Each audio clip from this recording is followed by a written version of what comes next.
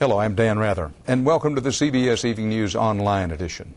Just ahead, spending his political capital. President Bush lays out some of his plans for the next 4 years. Also, their bill is due. Religious conservatives expect a payback from the president for their crucial election support. We'll tell you what they want. And ultrasound images of your unborn child. Should they be available at malls without a doctor's supervision? We'll give you a look. It's all starting now on the CBS Evening News Online edition. Now that he has the job for 4 more years, what is he going to do? At his first news conference since winning re-election, President Bush laid out his plans today for his second term.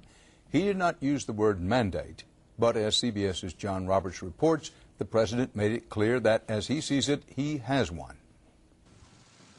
President Bush left no question today. He believes he has the will of the American people behind him and will use it. I earned capital in the campaign, political capital, and now I intend to spend it. And here's how the president plans to play his cards in a second term. He'll bet some of his political capital on plans to reform the tax system and create private accounts for Social Security. He said today he'll move quickly on both, though he acknowledged he'll need cooperation from Democrats to get Social Security done. Reforming the Social Security system for generations to come is a difficult issue. Otherwise, it would have already been done. But it is necessary to confront it. Farther down the road, liability reform for businesses and medical malpractice, his energy plan, new education initiatives, and welfare reform. The president sidestepped questions today about a possible Supreme Court opening. Chief Justice Rehnquist is ailing. Sandra Day O'Connor has long talked about retirement.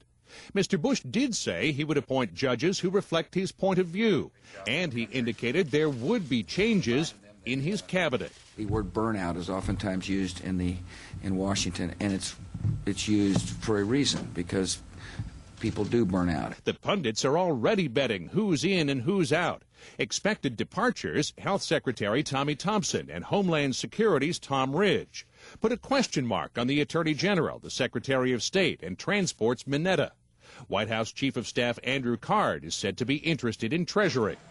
Mr. Bush is playing it close to the vest, but will consider a cabinet shakeup this weekend at Camp David.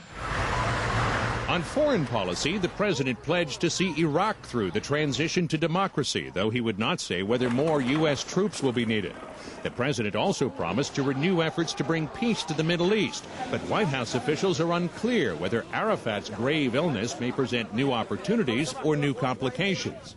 And Mr. Bush will continue to pursue his goal to spread freedom across the greater Middle East. And I fully understand that might rankle some and be viewed by some as folly. I just strongly disagree. Like all presidents in their second term, President Bush is eyeing his legacy. He told Democrats today his intentions to pursue an agenda to unite the country are genuine. But after what most Democrats saw as an extremely divisive first term, that may be a tough sell. Dan? John Roberts reporting live from the White House. Thanks, John. At his news conference today, President Bush talked about religious tolerance as a bedrock of America. Millions of Americans who voted to re-elect him have an agenda based on their religious beliefs, and they expect the president to deliver for them. Should they take that on faith? CBS's Bill Plant gives you the inside story. It's very clear President Bush owes his re-election to the highest voter turnout ever seen in Middle America. A sea of red swept across the nation's midsection as voters ranked moral values their most important issue. The Hollywood scene just taking over our schools, taking a prayer out of the schools, the Ten Commandments out of everything. We were on a downhill slide.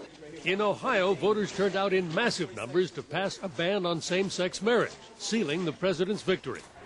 And now conservatives say it's payback time.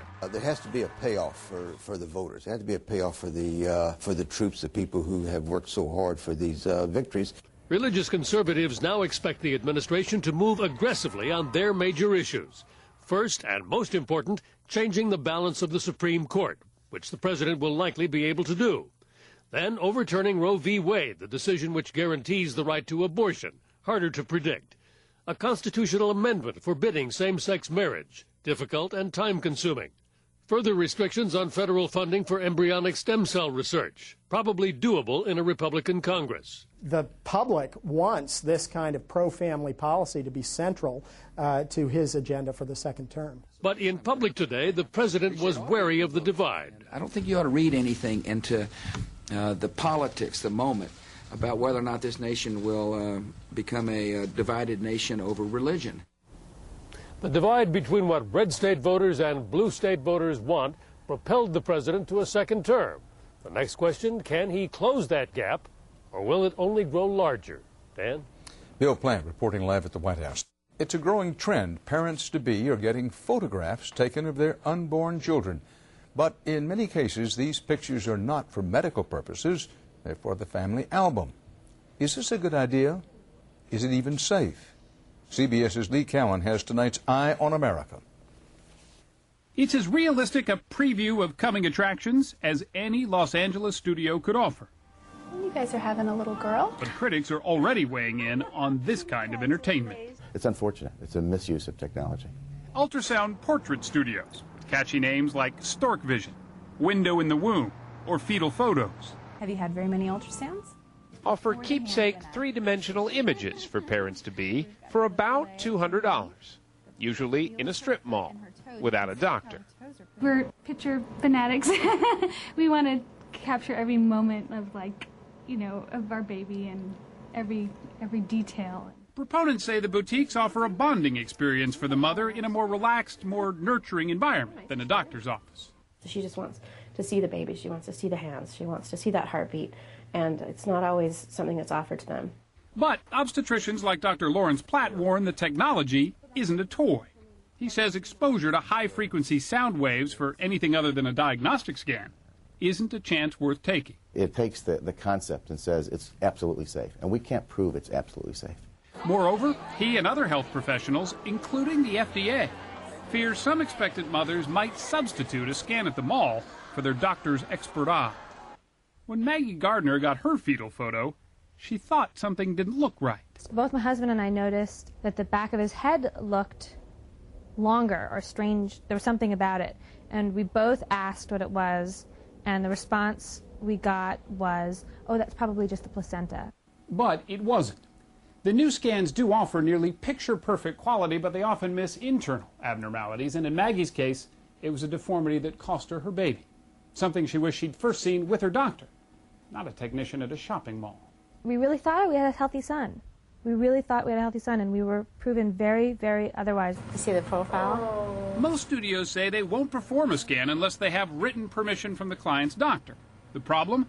There's no one to enforce that rule. So far, the FDA only regulates the equipment, not those who use it.